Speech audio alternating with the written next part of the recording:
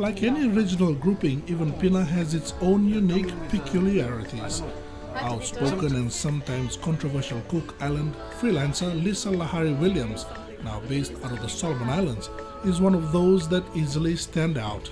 Face-to-face interaction with colleagues from all over the Pacific that I wouldn't ordinarily be able to catch up with, to debate the issues, the challenges, to share the solutions and what we've picked up on, especially when it comes to media freedom work. Lisa is a strong advocate for a more diverse media region, a position that has not always made her popular amongst some of her own regional media colleagues. As you know, there's a few more networks out there now. PINA, I feel, is still like, the key traditional core media body, but there have been new ones that recognize the changes in media regionalism that we're experiencing now. And it's a natural thing. It's a good thing. What needs to happen more is that we need to still be talking to each other across and through all our disagreements. And that's why I'm here at this PMS summit in Fiji, controversial as the host, the host venue may be. That's why I'm here, is to still keep the talking going. Lahari Williams had in fact formed the rival media regional body, a move that copped heavy criticism for undermining what PINA stood for, a unified Pacific media family. Many of us who have gone on to form, offshoot media groups. For example, I'm a founding member of the Pacific Media Freedom Forum on media monitoring work and Pacific Wave Media Network on women in the media. And we tabled in the last PINA 4 years ago 2 documents, 2 requests asking for partnership, so that we could assist PINA in filling the gaps where it's perhaps needing to strengthen how it meets the needs of women in media and media freedom monitoring work. Media freedom, of course, being the key founding belief on which PINA was set up all those years ago by our founding fathers. So, just trying to be smart about how we work in regionalism, trying to get away from that myth that somehow we have to speak with one voice as one body. Look, in regional development, how many agencies are out there? Is there one body that speaks with one voice for everyone? No. There are so many, there are like 14 regional bodies under a mechanism called the CROP, the CROP. And you have SPC, Forum Sec, all the other regional agencies that thought, let's get smart, let's work together with our different voices from one platform. And all I'm asking of our Pacific media colleagues is that we do the same. We don't necessarily have to sing the same tune. That's boring and it's irrelevant. It doesn't recognize our diversity and the different strengths we bring to the table. We need to get smart and sit at one table from all the different networks we belong to, because that's the reality.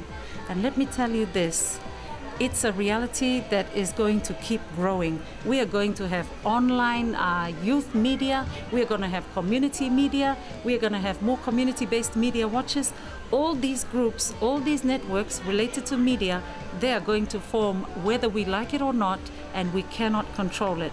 So let's be smart, let's be inclusive, and let's be open and ahead of the game as the media leaders in this field. But for re-elected PINA president and veteran Vanuatu journalist Moses Stevens, the interests of PINA as a Pacific media body should always supersede individual interests. Stevens' priority over the coming 2 years will be to try and row back those who may have strayed from the PINA family.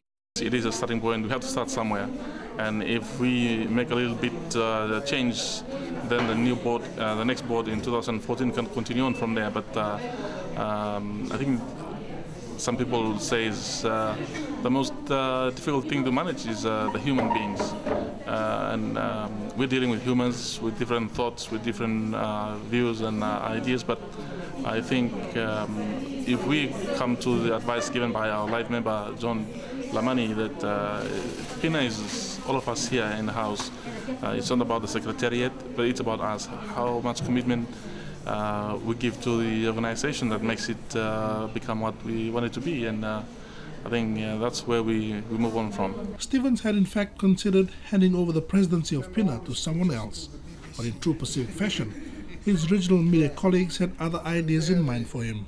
When I came over here, there was a strong sense of feeling that I stayed on, and after listening to all the talks that was given to me, was relayed to me by our members since my arrival on the 24th, I haven't given any response until today at the AGM, because I was listening if there was going to be any other nominations, but unfortunately there was no other nominations, so I have to accept the fact that PINA needs to reunite, and those of us in the House already at this time know the realities, and I believe that we already see the way forward, and we would be the right people to drive that way, go down that way forward towards 2014, and our aim now is to reunite all our members of PINA. One of the calming voices at this recent PINA Media Summit was Kalafi Moala. The seasoned journalist is the head of the Island Kingdom of Tonga's Taimi Media Network. I think in the Pacific there are very similar situations throughout the Pacific, but I think the important thing is to really focus on the stories that concerns people, particularly people in the grassroots, and that's to me the major issue or the major revolution actually in media that's going on, is that we've got to go much deeper into our societies, into the grassroots, to be able to tell the stories of those people. And those people are telling those stories anyway through social media and all the other things. But all the traditional media, that's something that it's got to happen in Samoa, it's got to happen in Papua New Guinea, Fiji, in Tonga, all throughout, is really going to the grassroots and telling the stories of those people. Moala is of the view that new media platforms such as social media will bring with it new opportunities even for industry veterans like him. It's so important to provide that link. Our identities as a Pacific people is belonging, and have a sense of belonging. And so media will help us connect, to have a sense of belonging. That here's a Fijian person in Australia, a Tongan person in New Zealand, that the media and the stories that's told at home and overseas links them together. He is also a strong advocate of Pacific stories being told by its own people, Pacific journalists themselves. It is so important that the stories of the Pacific be told by Pacific people themselves. They know the culture, they know the language, they know all the innuendos and the ways of the Pacific. So it's important that those stories be told by us as Pacific journalists. If they're not, others will tell our stories for us. And they may be distorted, they may be not told completely and correctly. So that's why it's important for Pacific journalists to rise up and use everything within their means to be able to tell the stories of their people. And that's something Pacific journalists like Blair Phillips from the far North Pacific state of Palau is keen on doing herself. Like in Palau, we don't have an incredibly established media professional environment. It's something that media companies in Palau are working towards. So for me, most of the topics that are being covered here are really valuable to take that information back home and share with people back home. Phillips plans to use her experience at this PINA Media Summit to try and return home and connect the far North Pacific Micronesian regions to their Southern Melanesian and Polynesian counterparts.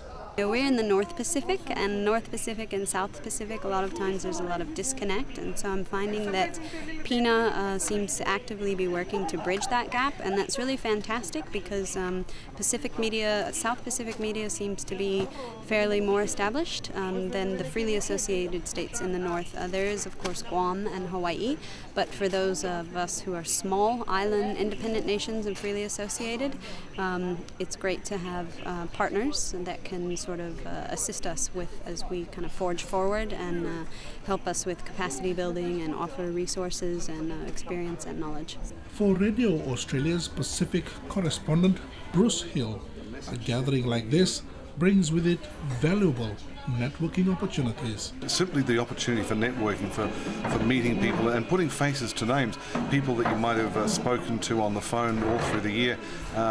In the Pacific, you've got to meet people face to face to really make a connection. Otherwise, you're just a disembodied voice on the phone. So one of the best things for me as an Australian-based reporter is to simply meet people face to face. It makes it so much easier later on in the year when you call them and they know who you are and you know who they are.